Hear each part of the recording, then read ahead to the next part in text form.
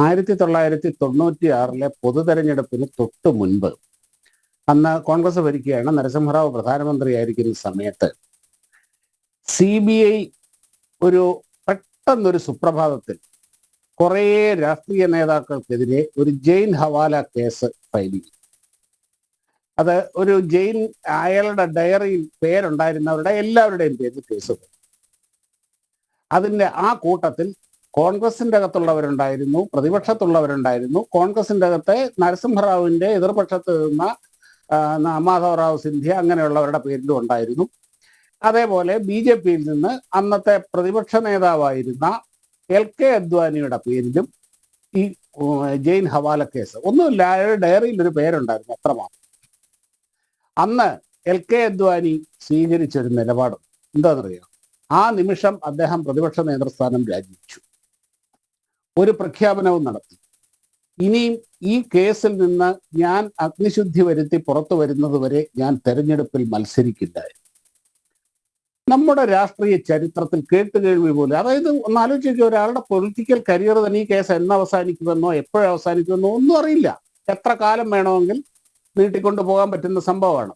ആ സമയത്ത് LK അദ്വാനി എടുത്തൊരു നിലപാടാണ്.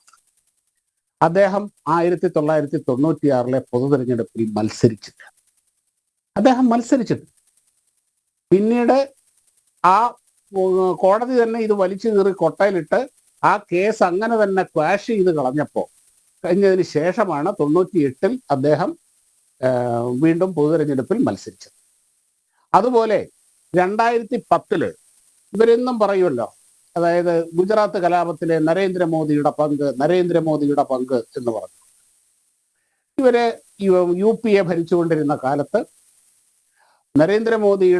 നരേന്ദ്രമോദിക്കെതിരെ ഒരു പ്രത്യേക അന്വേഷണ കമ്മീഷനെ CBI രൂപീകരിച്ചു, RK രാഘവന്റെ നേതൃത്വത്തിലുള്ള. അങ്ങനെ അദ്ദേഹത്തിനെ പൂട്ടാൻ പറ്റുന്ന എല്ലാ മാർഗവും അവർ നോക്കും, UPA ഭരിച്ചിരുന്ന സമയം. എന്നിട്ട് നരേന്ദ്രമോദിയോട് ഈ അന്വേഷണ കമ്മീഷന്റെ മുമ്പിൽ ഹാജരാകണമെന്ന് പറഞ്ഞു. അദ്ദേഹം ഹാജരായി. അദ്ദേഹത്തിന് മുട്ടായ്പനിയും നെഞ്ചുവേദനയും ഒന്നും വന്നില്ല. 10 മണിക്കൂർ തുടർച്ചയായി ഗുജറാത്ത് മുഖ്യമന്ത്രിയായിരുന്ന നരേന്ദ്രമോദിയെ CBIയുടെ സംഘം ഗ്രില്ല് ചെയ്തു, ചോദ്യം ചെയ്തു. ആ ചോദ്യം ചെയ്യൽ കഴിഞ്ഞ് അദ്ദേഹം പൂർണ്ണമായും ഇതിൻ്റെ അകത്ത് നിരപരാധിയാണ്. UPA ഭരിച്ചുകൊണ്ടിരുന്ന സമയത്താണ് കേട്ടോ, കഴിഞ്ഞ് അങ്ങനെയാണ് അദ്ദേഹം അതിൽ നിന്ന് പുറത്തു വരുന്നത്. ഈ രണ്ട് സംഭവങ്ങളും ഇപ്പോൾ നടക്കുന്ന കാര്യങ്ങളും ഒന്ന് ആലോചിച്ചു. ഈ അരവിന്ദ് കെജ്രിവാളിനെതിരെ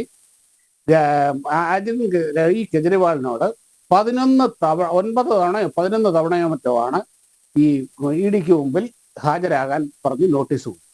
ഈ ഇത്രയും തവണ അദ്ദേഹം കാര്യം ഇത് ഇവിടെ പ്രൊഫസർ റോഡ് പറയുന്നില്ല, അങ്ങനെ ചെയ്യേണ്ട കാര്യമില്ല, ഞാൻ നിരപരാധിയാണെന്ന് എനിക്ക് ബോധ്യമുണ്ട്, അതുകൊണ്ട് എനിക്ക് പോകേണ്ട കാര്യമില്ല. എന്തൊരു നിലപാടാണിത്? അത് സത്യത്തിൽ ഈ രാജ്യത്തെ നിയമം ഇവർ അംഗീകരിച്ചാലും ഇല്ലെങ്കിലും, ഇവർ ബഹുമാനിച്ചാലും ഇല്ലെങ്കിലും, ഈ രാജ്യത്ത് നിലനിൽക്കുന്ന നിയമ സംവിധാനത്തിന്റെ ഭാഗമാണ്. ആ നിയമ സംവിധാനങ്ങളെ വെല്ലുവിളിക്കുകയല്ലേ ഇവർ ചെയ്യുന്നത്. ഇവിടെ കേരളത്തിൽ തോമസ് ഐസക് ചെയ്തുകൊണ്ടിരിക്കുന്നത് എന്താണ്? തോമസ് ഐസക് ചെയ്തുകൊണ്ടിരിക്കുന്നത് ഇത് തന്നെയാണ്. തോമസ് ഐസക് ചെയ്യുന്നതിനെ ഇവർ വിമർശിക്കും കേട്ടോ, അത് വേറെ കാര്യം. അതായത് ഈ രാജ്യത്ത് അദ്ദേഹം നിരപരാധിയാണെന്ന് പൂർണ്ണ ബോധ്യമുണ്ടെങ്കിൽ ആരെയാണെന്നേ ഭയപ്പെടേണ്ടത്.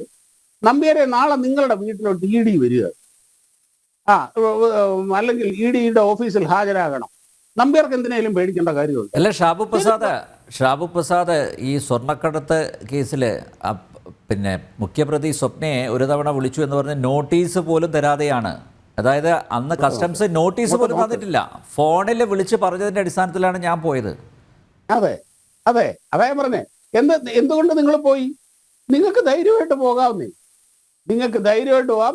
നിങ്ങളോട് ചോദ്യം ചോദിച്ചു കഴിഞ്ഞാൽ നിങ്ങൾക്ക് വളരെ കൃത്യമായ ഉത്തരം പറയാനുണ്ട്. അവർക്ക് വേണ്ട രേഖകൾ ചോദിക്കണമെങ്കിൽ അത് എടുത്തു കൊടുക്കാനുണ്ട്. ആരെ പേടിക്കണം? നിങ്ങൾ പോകുന്നില്ല എങ്കിൽ, നിങ്ങൾ അതിന് തയ്യാറാവുന്നില്ല എങ്കിൽ, അവരെ ഒഴിവാക്കുന്നുവെങ്കിൽ അതിന്റെ അർത്ഥം നിങ്ങൾ അവരെ ഭയപ്പെടുന്നു എന്ന് തന്നെയാണ്. ഇത്രയും നാൾ ഇത് ഇപ്പം ഈ ഇലക്ഷൻ ഇപ്പോഴല്ലേ അനൗൺസ് ചെയ്തത്, ഇലക്ഷൻ ഇപ്പോഴല്ലേ വന്നത്. ഇത് 2022 മുതലുള്ള കേസാണിത്. എത്ര പ്രാവശ്യം ഇത്രയും കാലം ഈ അരവിന്ദ് കെജ്രിവാളിനോട് നിങ്ങൾ EDയുടെ മുമ്പിൽ ഹാജരായി നിങ്ങൾ വിശദീകരണം കൊടുത്ത കാര്യം കഴിഞ്ഞില്ലേ? ഇവിടെ സംഭവം കഴിഞ്ഞല്ലോ.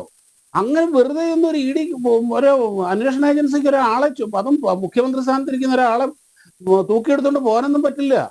ഇനി മറ്റൊരു കാര്യം, ഈ പ്രൊഫസർ റോണി പറയുന്നു മനീഷ് സിസോദിയ കിടക്കുന്നു 14 മാസമായിട്ട് ജയിലിൽ. ഇപ്പൊ ദാ ഇത് ഇങ്ങനെ അരവിന്ദ് കെജ്രിവാളിനെ കസ്റ്റഡിയിൽ വിട്ടിരിക്കുന്നു. ആരാണ് വിട്ടത്? നരേന്ദ്രമോദിയാണോ വിട്ടത്? സുഹൃത്തെ, ഈ ഇ ഡി ഇവരെ അറസ്റ്റ് ചെയ്തിട്ട് ഹാജരാക്കിയത് നരേന്ദ്രമോദിയുടെയോ അമിത്ഷായുടെയോ BJP പ്രസിഡന്റിന്റെ മുമ്പിലോ BJP ഓഫീസിലോ അല്ല. ഇവിടുത്തെ ഈ നാട്ടിലെ നീതിന്യായ സംവിധാനത്തിന്റെ മുമ്പിലാണ്, കോടതിയിലാണ്. 24 മണിക്കൂറിൽ കൂടുതൽ ഒരാളെ അറസ്റ്റ് ചെയ്താൽ കസ്റ്റഡിയിൽ വെച്ചുകൊണ്ടിരിക്കാൻ കഴിയില്ല, കോടതിയിൽ ഹാജരാക്കിയേ പറ്റൂ. അങ്ങനെ ആ കോടതിയാണ് പറഞ്ഞത് ഇയാൾ കസ്റ്റഡി പോട്ടെ എന്ന് പറഞ്ഞത്. ഒരു സർക്കാരിനോ സർക്കാർ സംവിധാനത്തിനോ എക്സിക്യൂട്ടീവിനോ പ്രധാനമന്ത്രിക്കോ ആഭ്യന്തരമന്ത്രിക്കോ ഒരാളെ 14 മാസം ജയിലിലിടാൻ കഴിയില്ല ഈ നാട്ടില്. അത് കഴിഞ്ഞിരുന്നു പണ്ട് ഇന്ദിരാഗാന്ധി ഭരിച്ചിരുന്ന കാലത്ത്, അടിയന്തരാവസ്ഥ കാലത്ത്. പക്ഷേ ഇപ്പോൾ അത് പറ്റില്ല. അത് മനീഷ് സിസോദിയെ ജയിലിലിട്ടിരിക്കുന്നത് കോടതിയാണ്, അല്ലാതെ നരേന്ദ്രമോദി അല്ല. ആ കോടതിയെ നിങ്ങൾക്ക് ബോധ്യപ്പെടുത്താൻ കഴിയുന്നില്ല എന്നുണ്ടെങ്കിൽ അതിന്റെ അർത്ഥം എന്താണ്? ഈ രാജ്യത്തെ ഏറ്റവും സീനിയർ ആയിട്ടുള്ള കോൺഗ്രസിന്റെ നേതാവ് കൂടിയായ മനു അഭിഷേക് സിംഗ്വിയാണ് കെജ്രിവാളിന് വേണ്ടിയിട്ട് ഹാജരായിരിക്കുന്നത്. ആ മനു അഭിഷേക് സിംഗ്വിക്കോ കോൺഗ്രസിനോ ഈ കോടതിയെ നമ്മുടെ നിയമ സംവിധാനത്തിന് ഇത് ബോധ്യപ്പെടുത്താൻ കഴിഞ്ഞില്ല എന്നുണ്ടെങ്കിൽ there is something is stinking.